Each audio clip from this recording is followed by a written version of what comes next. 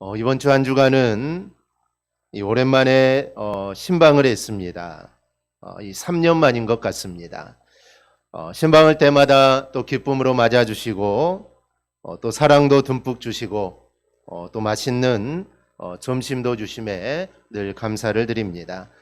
이 목회 신방을 할 때마다 잊혀지지 않고 늘 기억나는 일이 있습니다.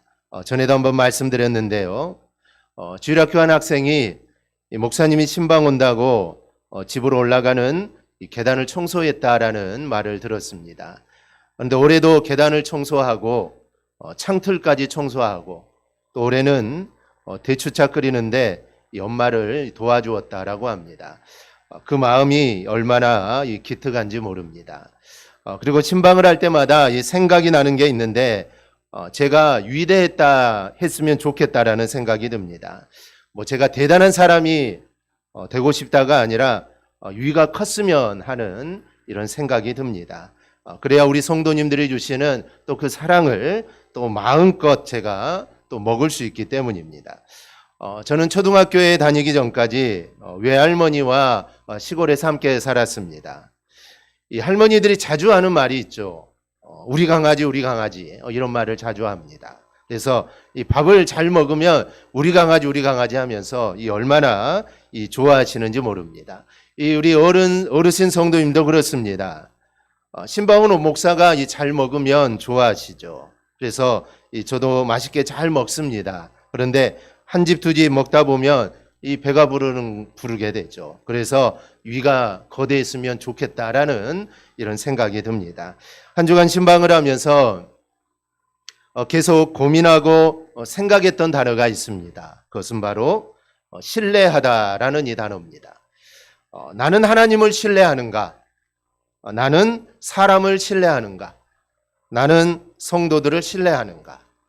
성도들은 하나님을 신뢰하는가? 또 성도들은 목사인 저를 신뢰하는가? 여러분은 하나님을 신뢰하십니까? 그리고 목사인 저를 또 신뢰하십니까? 역대하 20장 20절을 보면 이런 말씀이 있습니다. 너희는 너희 하나님 여호와를 신뢰하라. 그리하면 경고하리라. 그의 선지자들을 신뢰하라. 그리하면 형통하리라. 라는 말씀이 있습니다. 이 말씀을 보면 이 신뢰하라라는 단어가 나오는데 이 신뢰하라라고 번역된 이 아마는 기본적으로 확실성과 확고함을 나타내는 단어입니다. 즉 신뢰하라라는 것인데 그냥 무작정 신뢰하는 게 아닙니다. 확실함과 확고함을 가지고 신뢰한다라는 것이죠. 그리고 이 단어는 그냥 미래에 확실치 않은 어느 가능성을 무작정 믿는 것이 아닙니다. 아직 일어나지 않았지만 그럴 거라고 믿는 그것을 신뢰하는 것이 아니라 아직 일어나지 않았지만 마치 실제로 일어나는 것처럼 실제로 존재하는 확실성을 믿는 것이 이 신뢰하라라는 단어입니다. 그런데 이 말씀을 보면 두 대상을 신뢰하라고 합니다. 첫째는 하나님을 신뢰하라라는 것입니다. 사자굴에 던져졌던 이 다니엘이 조금도 상하지 않고 이 사자굴에서 나올 수 있었던 원인을 이렇게 말을 합니다. 이는 그가 자기의 하나님을 믿음이었더라. 영어로 하면은 because he had trusted in his God이라고 합니다. 이 말씀에 보면은 이 trust라는 말이 나오는데 이 말이 바로 신뢰하다라는 의미의 단어입니다. 즉 다니엘이 사자굴에서 사자의 밥이 되지 않고 그가 살아날 수 있었던 것은 그가 하나님을 전적으로 신뢰했기 때문이라는 것이죠. 그래서 그를 하나님께서 견고하게 세워준 것입니다. 우리가 하나님을 신뢰하면 우리에게도 이러한 일이 일어날 수 있습니다. 어떠한 상황 속에서도 하나님이 나를 견고하게 세워주고 흔들리지 않도록 세워주십니다. 그러니 우리는 어떠한 상황 속에서도 하나님을 신뢰해야 합니다. 그래야 우리의 믿음이, 우리의 삶이 견고해지는 것입니다. 둘째는 그의 선지자를 신뢰하라라는 것입니다. 어거스틴이 정말 수십 년 동안 방황하다가 어느 한순간 회심을 합니다. 그런데 어거스틴의 회심이 이웃집 아이의 노랫소리로부터 시작되었다는 점입니다. 하나님은 이웃집 아이의 노랫소리를 사용하신 것이죠. 여러분, 하나님은 직접 말씀하시기도 합니다. 그러나 많은 경우에서는 하나님은 사람을 통하여 말씀을 하십니다. 특별히 하나님이 세우신 선지자를 통하여 말씀을 하십니다. 이 시대의 선지자들은 바로 이 목회자들이라고 할 수가 있습니다. 하나님은 특별히 그 교회에 세우신 목회자를 통해 하나님은 말씀을 합니다. 방금 읽은 말씀을 우리가 다시 한번 보면 하나님을 신뢰하면 경고하게 되고 선지자를 신뢰하면 형통하게 된다라고 말씀합니다. 여러분, 성도들의 형통의 비결이 바로 여기에 있습니다. 하나님이 세우신 선지자들을 신뢰하는 것입니다. 오늘날 하나님이 세우신 목회자를 신뢰하는 것입니다. 이것이 바로 형통의 비결입니다.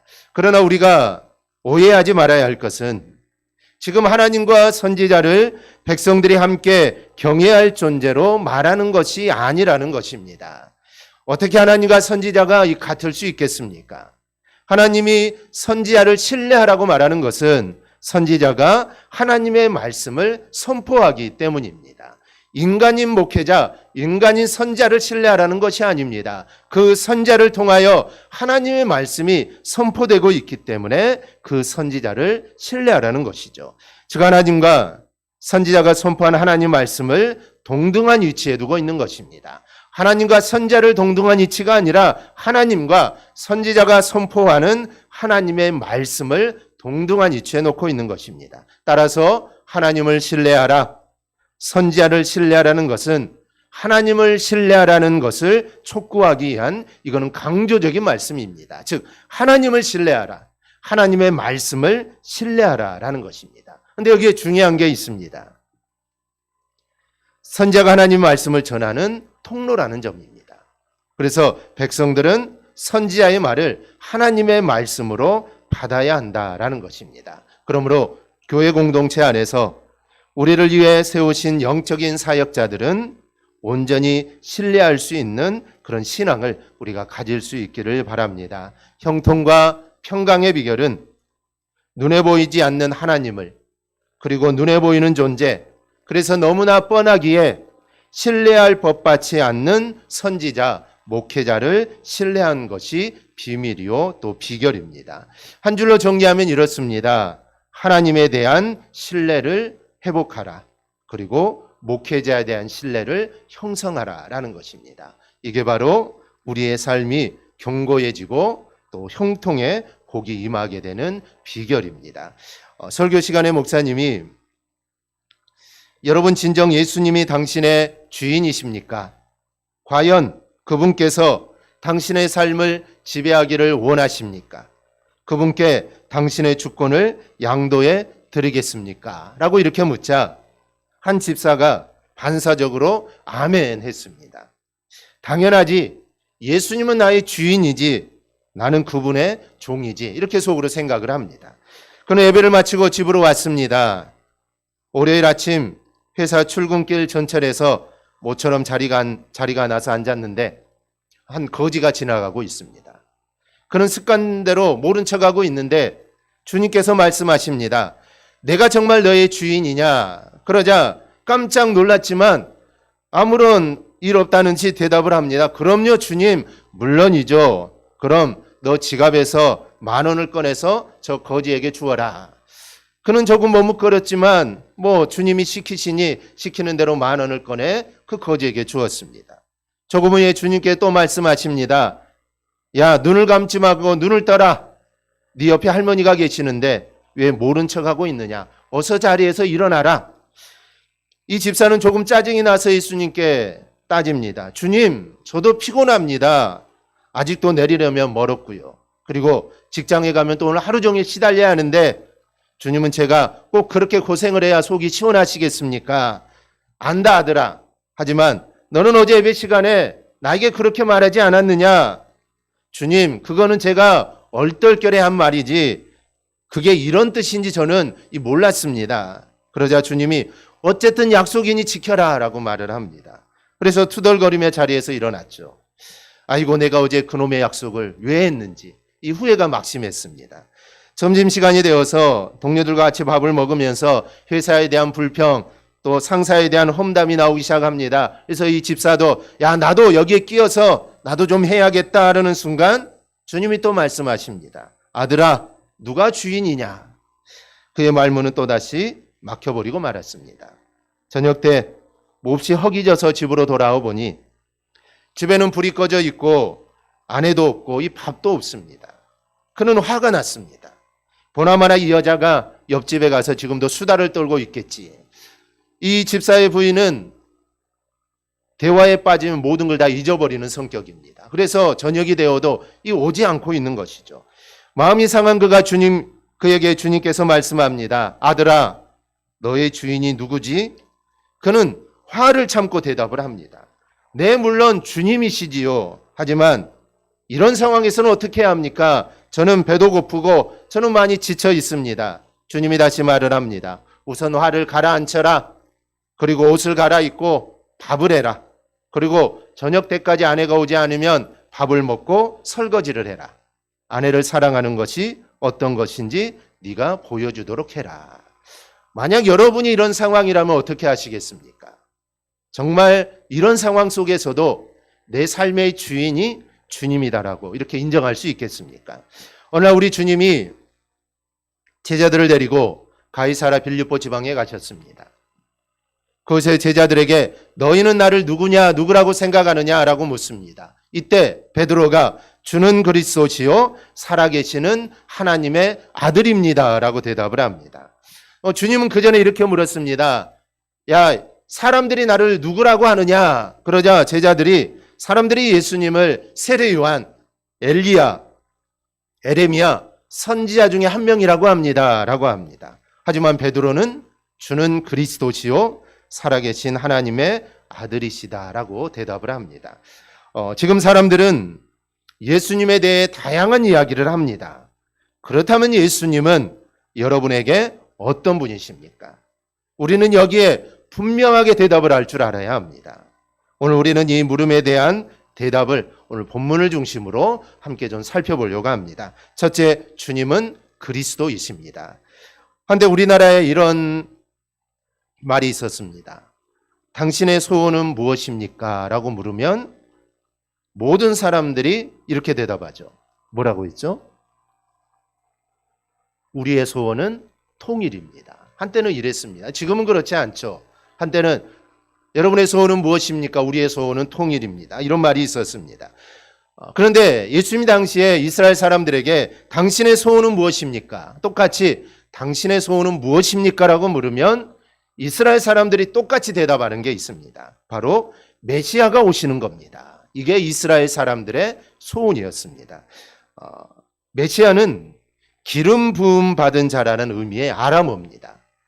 그 메시아를 헬라어로 번역한 게 그리스도라는 말입니다.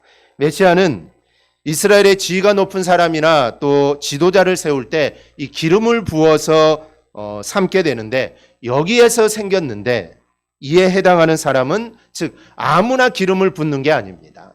기름을 붓는 사람은 대제사장, 왕, 선지자였습니다. 이것이 시간이 지남에 따라 메시아 즉 구원자라는 의미를 갖게 되고 이 본문 16절에서 베드로가 예수님을 향해 그리스도 즉 메시아라고 고백을 합니다.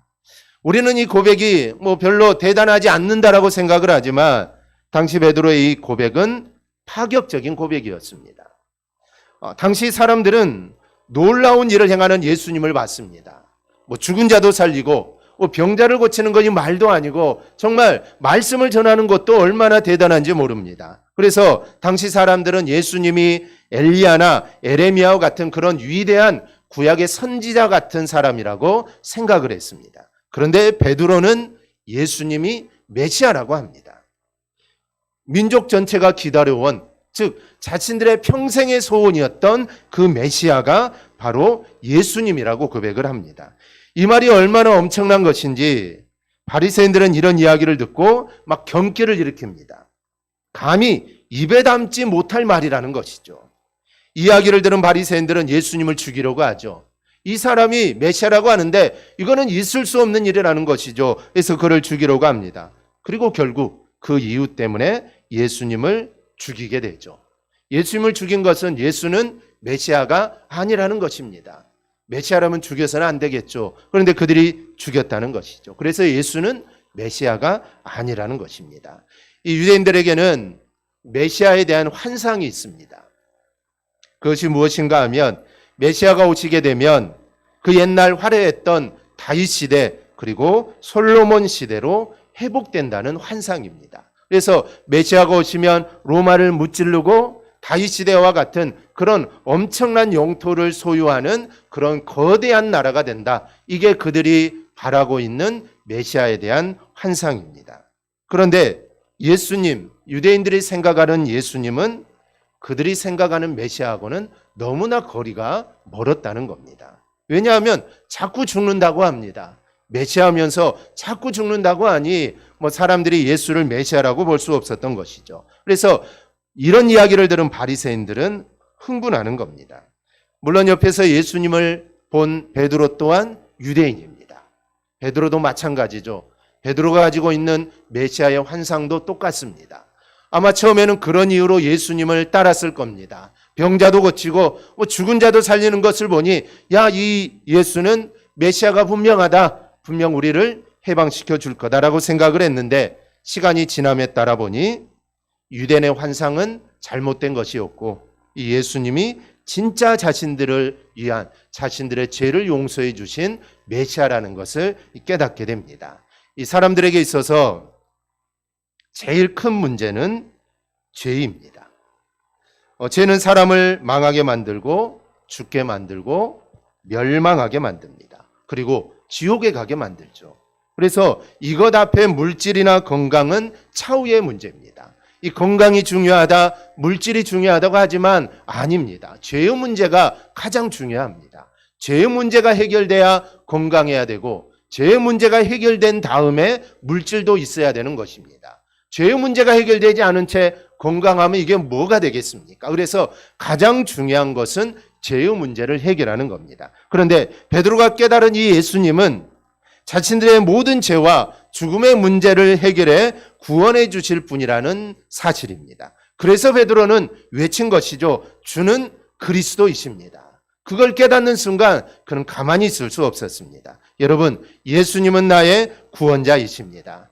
우리에게 너무 익숙한 사도행전 16장 31절을 보면 주 예수를 믿으라 그리하면 너와 내 집이 구원을 받으리라 라는 말씀이 있습니다. 즉 예수를 믿기만 하면 구원받는다는 것이죠. 예수를 믿기만 하면 우리의 죄가 다 용서받는다는 것입니다. 또 요한복음 5장 24절을 보면 내가 진실로 진실로 너희에게 이르노니 내 말을 듣고 또 나 보내신 이를 믿는 자는 영생을 얻었고 심판에 이르지 아니하나니 사망에서 생명으로 옮겼느니라. 이렇게 예수님은 나의 구원자가 되십니다. 그러니 우리는 우리의 고백도 베드로의 고백과 같아야 합니다.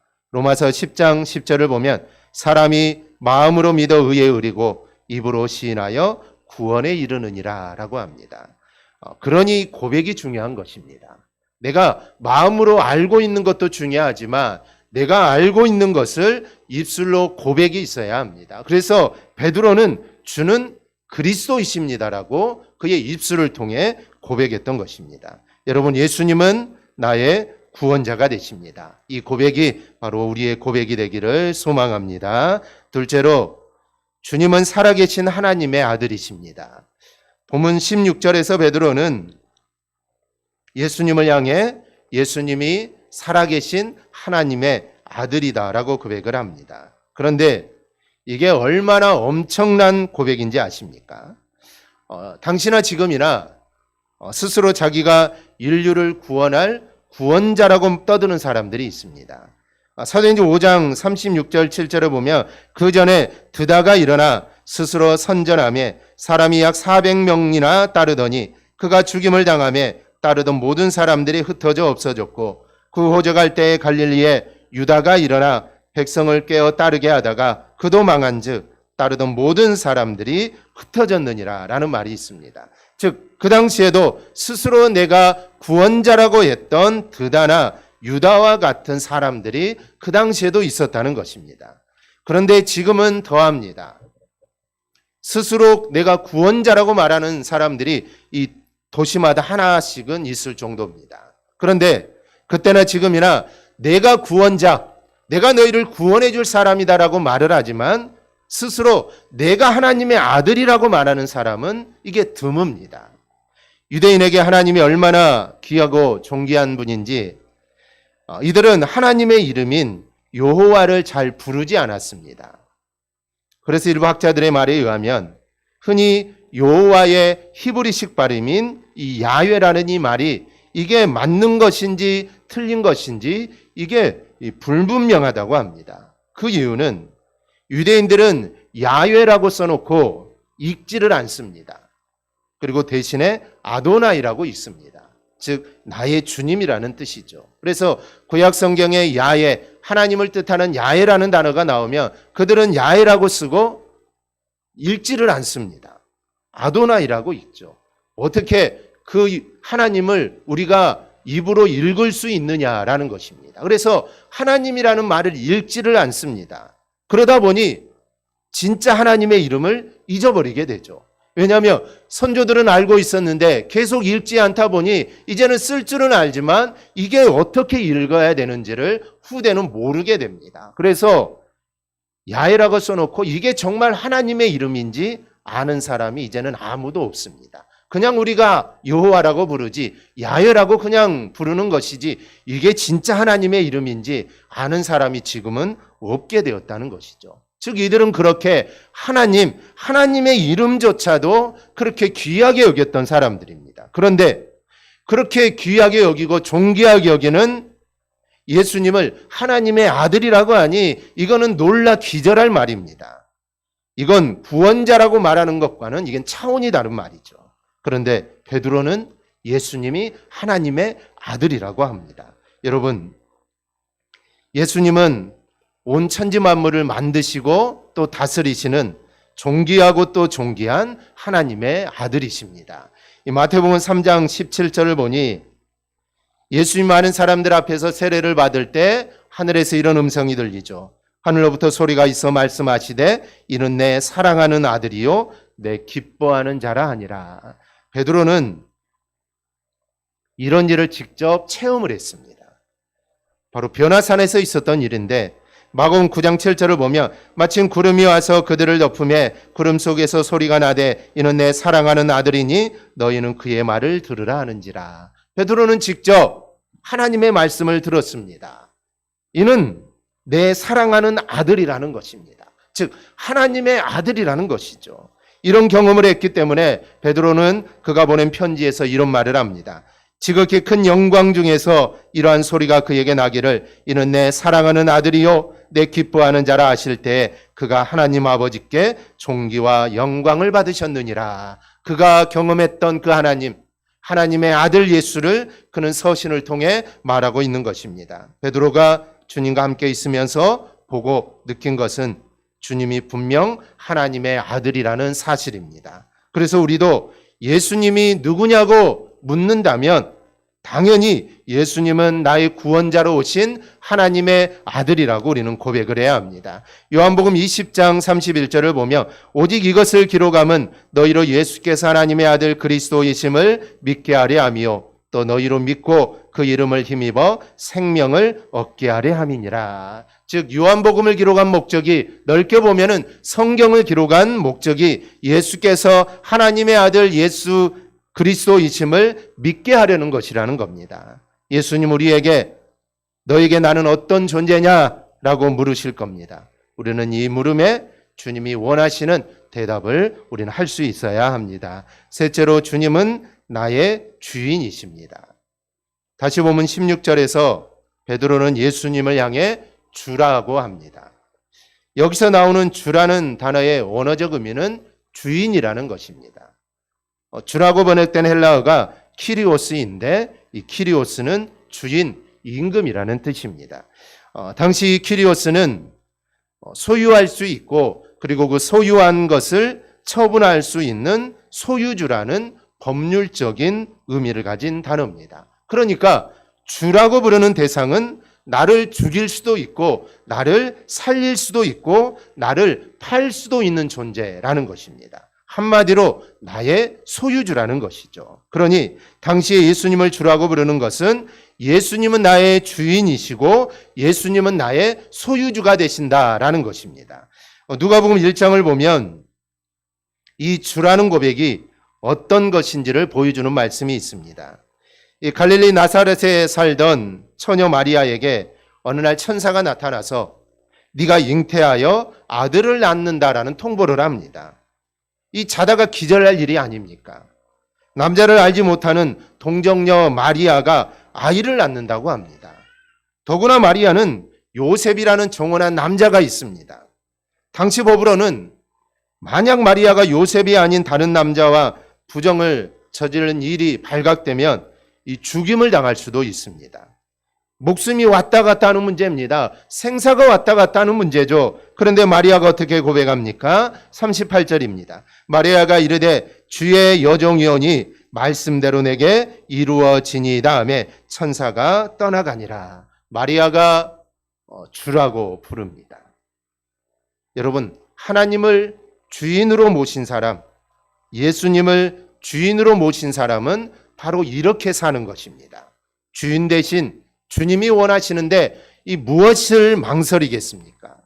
왜 믿음의 사람들이 예수님을 주인이라고 고백하면서 그 예수님을 위해 목숨을 내놓을까요? 주기철 목사님이 왜 주님을 위해 순교를 했겠습니까? 왜 손양은 목사님이 자신의 아들을 죽인 그 사람을 양자를 삼았겠습니까? 예수님이 주인이니까 그렇습니다. 예수님의 말씀에 순종하기 때문입니다.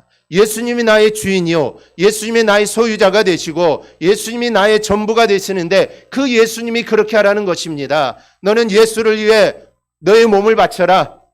너는 예수를 위해, 나를 위해 네 아들을 죽였지만 그 아들을 양자 삼아라. 주님이 말씀하시니까, 나의 주인이 말씀하시니까 그 말씀에 순종하는 것입니다. 그런데 그것은 고민하고 생각할 게 아니라 그거는 당연하다는 것이죠. 저는 오늘 말씀의 제목을 예수님이라고 하지 않고 나의 주님이라고 했습니다. 주님이 정말 나의 주인이라면 주님은 나의 주인이 되십니다. 내가 그분의 소유고 내 모든 것들이 또한 그분의 소유입니다. 그분이 진정 나의 주님 되시면 주님은 나의 구원자가 되시고 나에게 하나님의 모든 것을 전달하시고 공급해 주시는 하나님의 아들이 되는 것입니다. 시편 18편 1, 2절에서 다윗은 이렇게 고백합니다. 우리 함께 읽겠습니다. 나의 힘이신 여호와여, 내가 주를 사랑하나이다. 여호와는 나의 반석이시요 나의 요새시요 나를 건지시는 이시요 나의 하나님이시요 내가 그 안에 피할 나의 바위시요 나의 방패시요 나의 구원의 뿌리시요 나의 산성이시로다. 아멘. 그리고 그 고백과 믿음대로 하나님은 평생 다윗의 힘이 되어주셨습니다. 방패와 산성이 되어주셨습니다. 우리 모두도 베드로처럼 그리고 다윗처럼 예수님을, 하나님을 나의 주님으로 고백하는 삶이 되기를 바랍니다. 그러면 주님이 나의 주님이 되어주실 것입니다. 하나님이 나의 주인이 되어주실 것입니다. 창조주시오, 전지전능하신 하나님이 나의 주님이 되어주시기만 하면 이게 무엇이 두렵겠습니까? 무엇이 힘들겠습니까? 무엇이 억울하겠습니까? 그럴 일이 없습니다. 하나님만 계시면 됩니다. 이 사실을 기억하고 예수님을 그리스도, 하나님의 아들, 또 나의 주님으로 고백하는 우리 성도들이 되기를 주님의 이름으로 축원합니다. 아멘. 기도하겠습니다.